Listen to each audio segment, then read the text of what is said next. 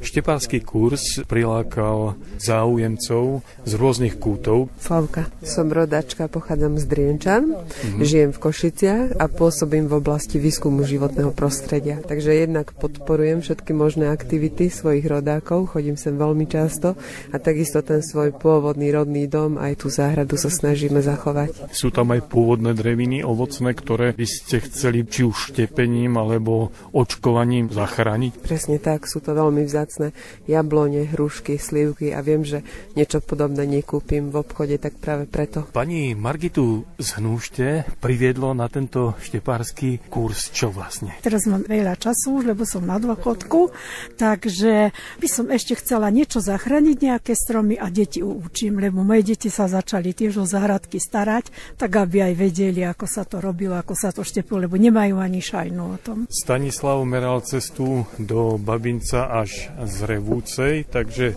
stálo to za to? Tak veľa zaujímavých informácií, ešte keď to hovorí taký človek z praxe. Nechcem okolo toho dáku vedu ja robiť, len tak naučiť sa to. Starí rodičia pochádzajú zo Železníka a tam bolo veľa starých odrôd, ešte aj je, tie stromy sú už prestárlé a možno, že dačo z toho naštepiť. Lebo týmto novým odrodám príliš prešľachtením nejako neverím, lebo vidím, že to je závislé od postrekov. Odborné rady, ako postupovať pri štepení či očkovaní, poskytoval účastníkom kurzu dlhoročný odborník, ovocinár Jan Vigoda z Rimavskej Soboty. O to išlo trošku ich nakaziť týmto ovocinárstvom a takýmto hĺbším záujmom. Nechcem hovoriť o odborných veciach, ale prečo je štepenie, prípadne očkovanie ovocných drevín ešte stále aktuálne a zaujímavé, keďže dajú sa ovocné stromčeky kúpiť? Zďaleka všetky ovocné sorty alebo kultivary sa nedajú kúpiť ešte, najmä tie veľmi staré stromy, ktoré sú 80, 90, 100 ročné a staršie a tieto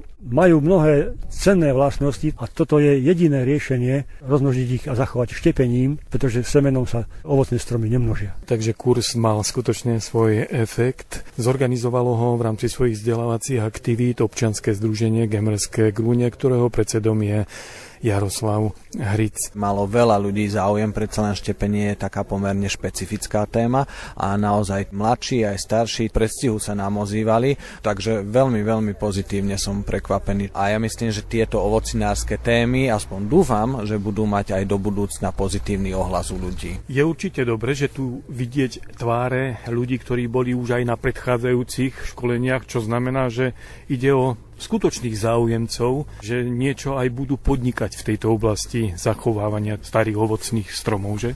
Ja som veľmi rád, že ľudia chodia pravidelne, preto aby sa dostali do tej atmosféry ovocinárstva, že áno, je potrebné zachraňovať staré odrody, extenzívne sady, veľké staré stromy. Mnohí majú väčšie záhrady, majú chalupy, takže dúfam, že nejako to budú prenášať aj do svojho okolia, že aj prispejú už tými svojimi vedomosťami, skúsenosťami. Na čo sa chcete ešte v budúcnosti zamerať? Čo určite chceme robiť, je pokračovanie mapovania odrôd v tomto regióne ovocia, čiže koncom leta na jeseň sa budeme venovať tomuto. Takisto by sme chceli zopakovať veľmi úspešné kurzy, ktoré sme mali v novembri na ošetrovanie a vysádzanie nových stromkov a uvidíme, čo nás napadne počas leta a postupne. Je to otvorené, ale chceme sa tejto myšlienky držať. Predsa len ten ovocný Malohond ako projekt bol obmedzený na 1 rok, ale práve tým, že sme mali veľmi pozitívnu spätnú väzbu, tak by sme chceli v týchto aktivitách pokračovať.